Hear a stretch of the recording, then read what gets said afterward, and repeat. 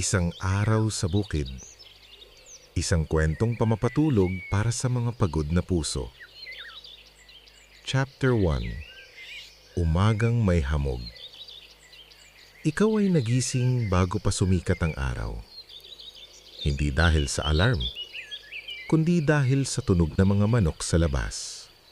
Mahina. Paulit-ulit. Parang paalalang may umagang dumarating kahit wala kang hinahabol.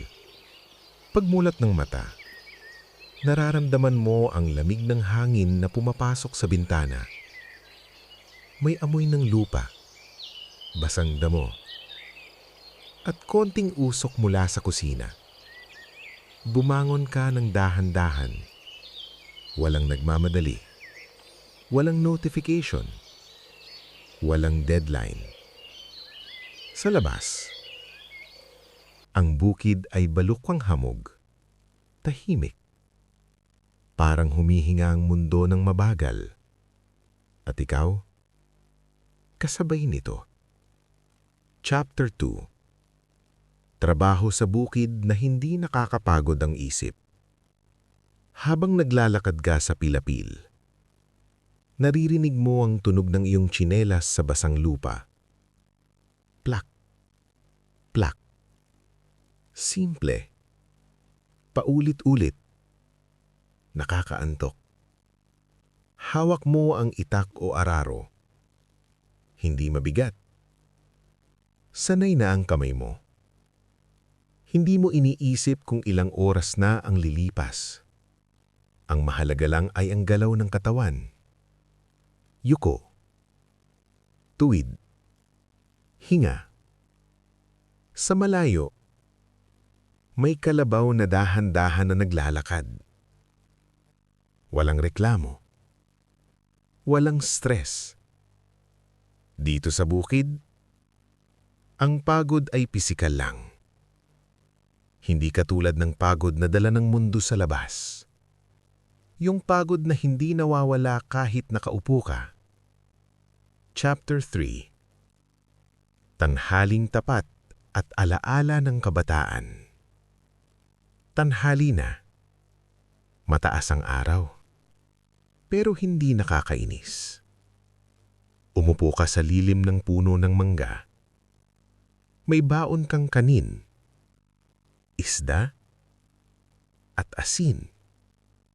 Simple, pero sapat. Habang kumakain, bumabalik ang mga alaala. Panahong ang problema mo lang ay kung makakaligo ka pa sa ilog pagkatapos kumain. Kung makakapagpalaro ka pa bago magdilim. Napapangiti ka. Hindi dahil mas madali noon, kundi dahil mas simple. Sa bawat subo, parang unti-unting bumabagal ang oras. At sa loob ng katahimikan, nararamdaman mong ligtas ka. Chapter 4. Hapon na may hangin at katahimikan. Hapon na. Humahalos ang hangin sa balat mo. Ang araw ay unti-unting bumababa. At ang bukid ay nagiging kulay ginto. Tahimik. Mapayapa. Nakahiga ka sa banig sa ilalim ng kubo. Pinagmamasdan ng mga ulap. Walang hugis. Walang kahulugan. At okay lang. Naririnig mo ang mga kuliglig. Malayo ang tahol ng aso. At ang mahinang pagaspas ng dahon. Dito mo nararamdaman ng antok. Hindi yung pilit, kundi yung kusang dumarating. Pinipikit mo ang mga mata. Kahit sandali lang. Gabi na. Tahimik ang buong paligid. May mga bituin sa langit.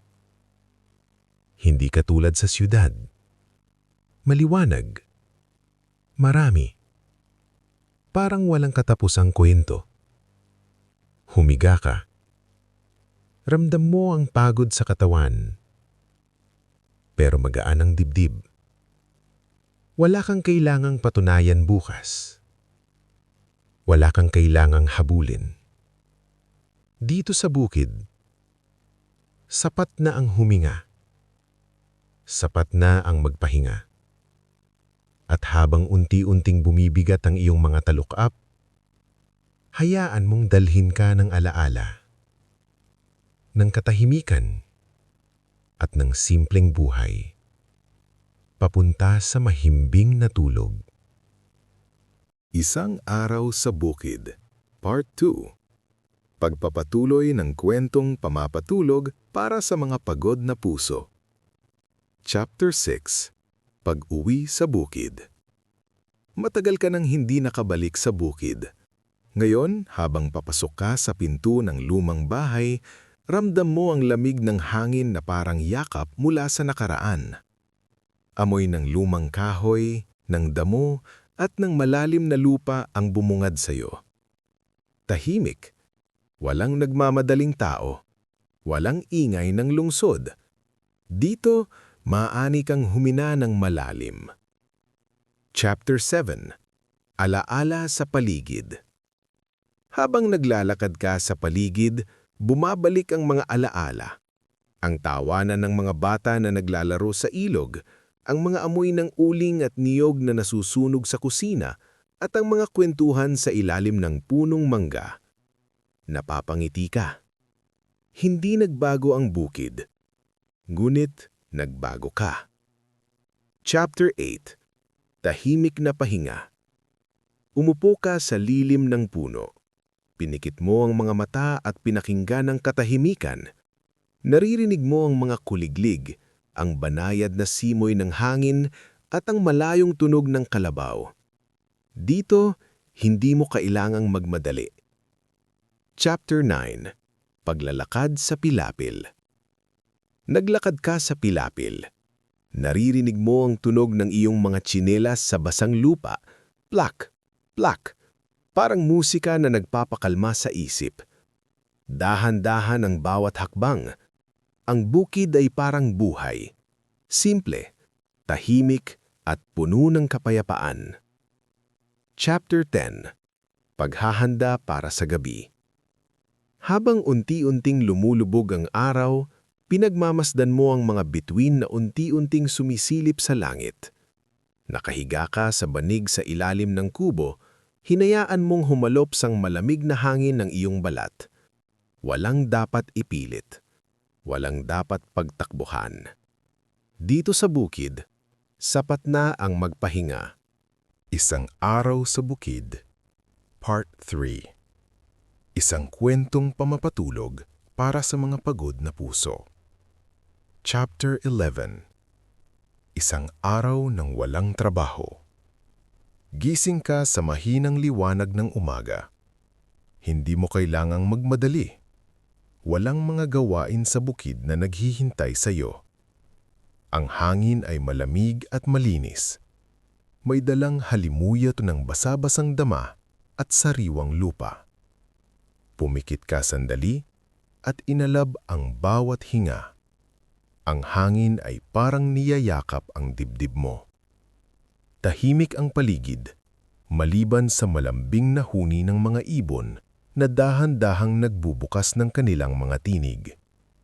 May mga kuliglig na unti-unting nagbubukas ng konsyerto sa gabi. Chapter 12. Pagsalubong sa araw sa lilim ng puno. Lumabas ka sa bahay.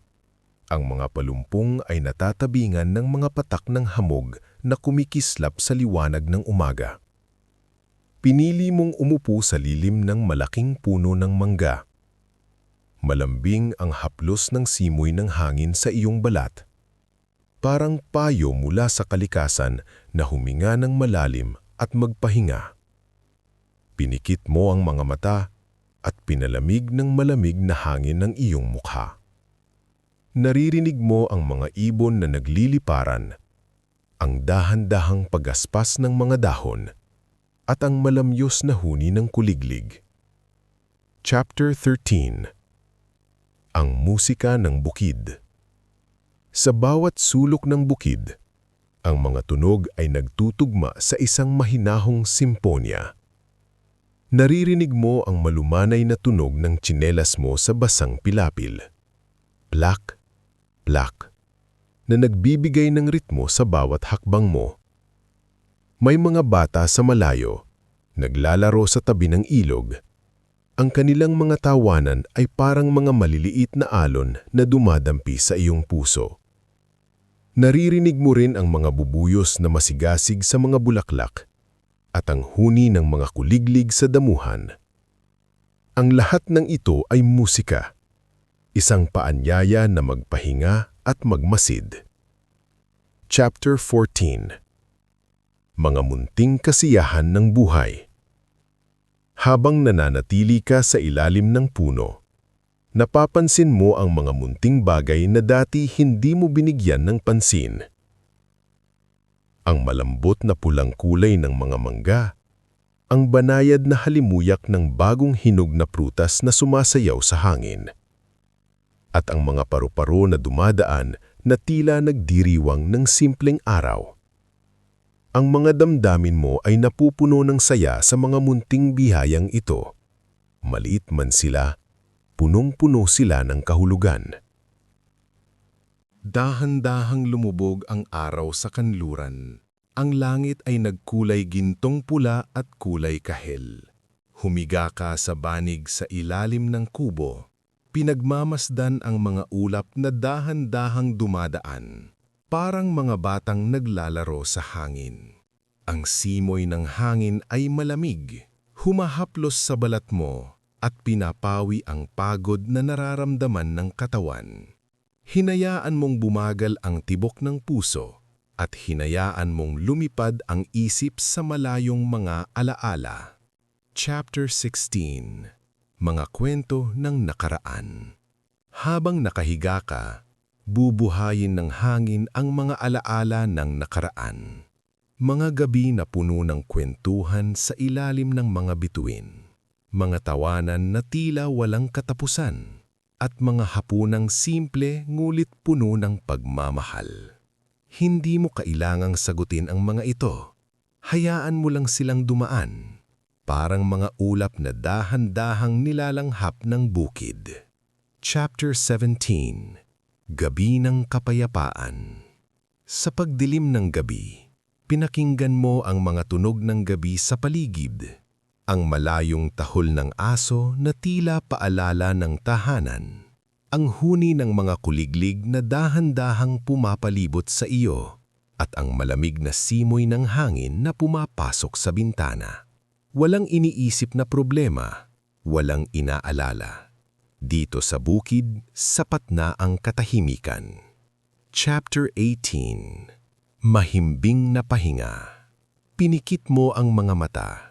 Huminga ng malalim, isang hinga, dalawang hinga, at sa bawat hinga, hinayaan mong lumalim ang antok, hinayaan mong bumalik ang kapayapaan sa puso. Ang bukid ay nananatiling kasama mo, isang tahimik na kaibigan na nagbabantay hanggang sa mahimbing kang makatulog.